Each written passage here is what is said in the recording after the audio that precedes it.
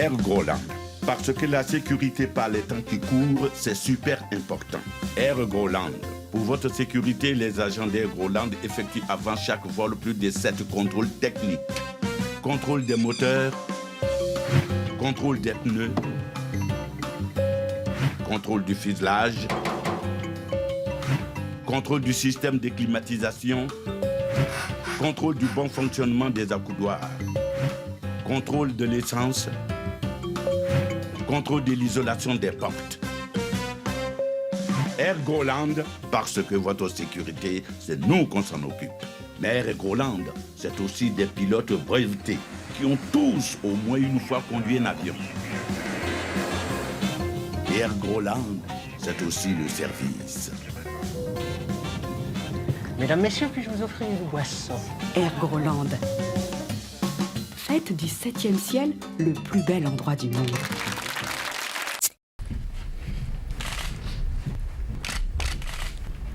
Le drame de l'Europe, c'est que l'homme européen n'est pas assez rentré dans l'histoire. Jamais l'homme européen ne vit dans le présent. Jamais il ne lui vient à l'idée de sortir d'un futur hypothétique pour s'inventer un destin dans le vrai. Le problème de l'Europe, et sans vouloir faire la leçon, car j'ai moi-même plusieurs amis européens, c'est de prendre conscience que l'âge d'or qu'elle ne cesse de regretter ne reviendra pas pour la bonne raison qu'il n'a jamais existé. Le problème de l'homme européen, c'est qu'il faut qu'il accepte enfin qu'il n'est qu'un arrière, petit enfant un peu turbulent et impatient qui ferait mieux de prendre conseil auprès de son papy africain. Il veut tous les jours de la civilisation, mais c'est nous qui en sommes le berceau. Merci. Eh oui, Jules-Édouard, j'étais tranquillement en train de marcher à reculons, en cherchant un sens à ma vie, lorsque j'ai été irrésistiblement attiré par ce baobab où officie le célèbre marabout Jean Fabien. Alors Jean Fabien, vous êtes voyant, n'est-ce pas? Exactement, je prévois l'avenir. Et celle-là, tu l'avais prévue, celle-là? Voyez-vous, Jules-Édouard, pas besoin de grands débats pour démystifier les charlatans. Gustave de Kerverne pour Made in Groland.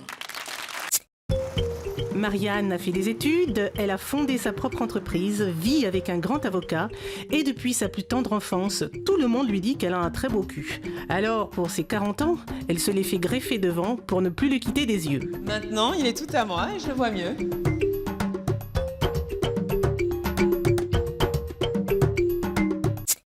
Palambier, Palambier, tout le monde descend avec ses pieds. C'est par ces mots qu'est accueilli le visiteur à Palambier, petit village de la région des Fenus. Palambier est comme un gâteau sur lequel une truie aurait fait son nid, écrivait Léon Pintou, le célèbre poète jumeau.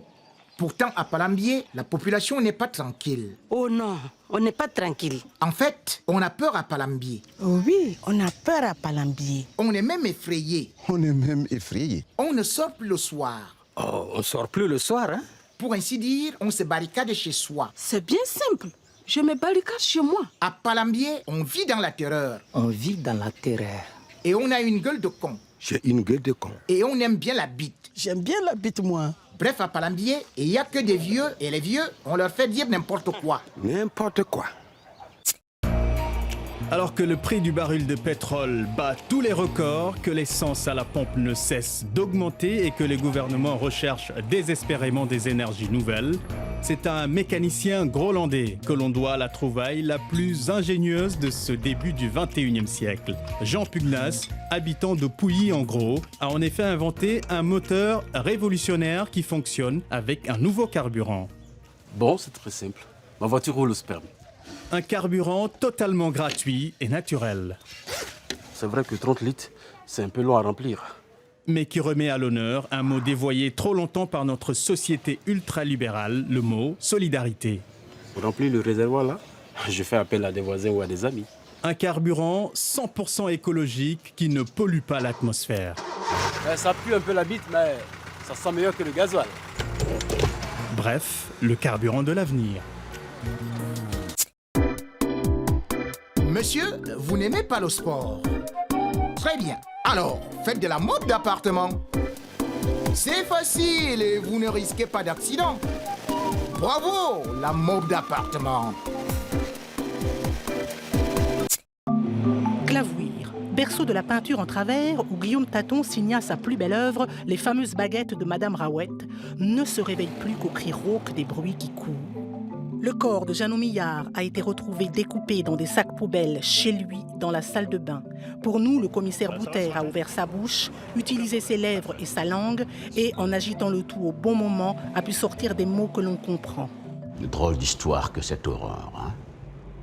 L'arme du crime appartient à la victime, c'est elle qui a acheté les sacs poubelles et on retrouve son corps chez elle. C'est vrai que les faits ont de quoi déstabiliser les fins limiers clavouirins.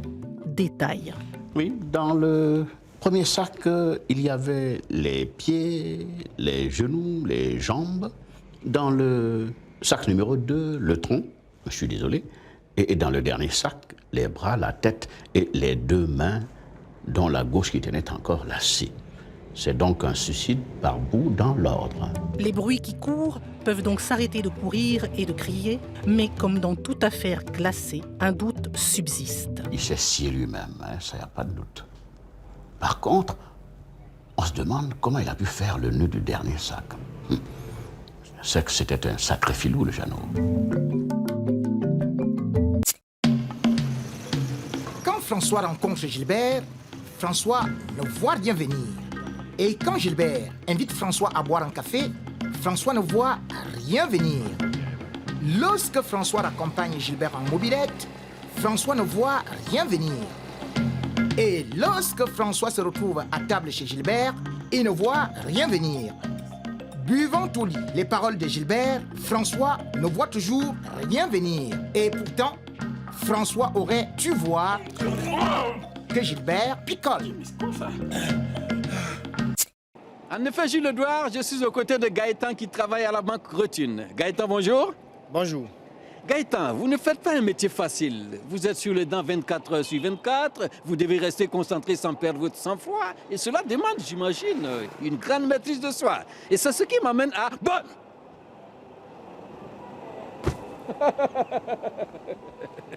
Et oui, finalement, la réputation de ces gens est très surfaite.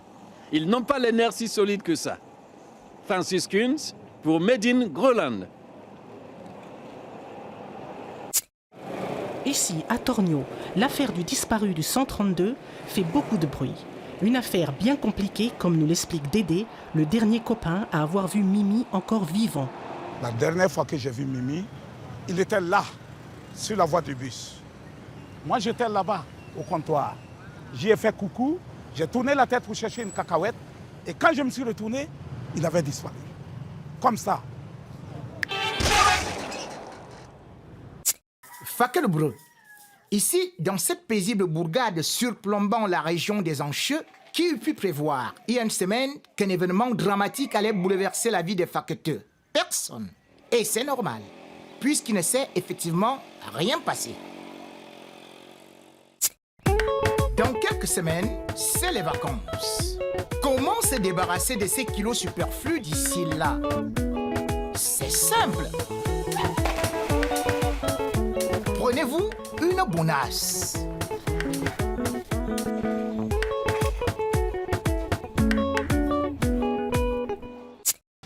Geneviève a 84 ans. Dans quelques années, elle sera sans doute morte. Et pourtant, elle sourit. Mais qu'est-ce qui pousse donc les vieux à être heureux? De bientôt plus voir vos gueules de cons. C'est la fête! C'est la fête!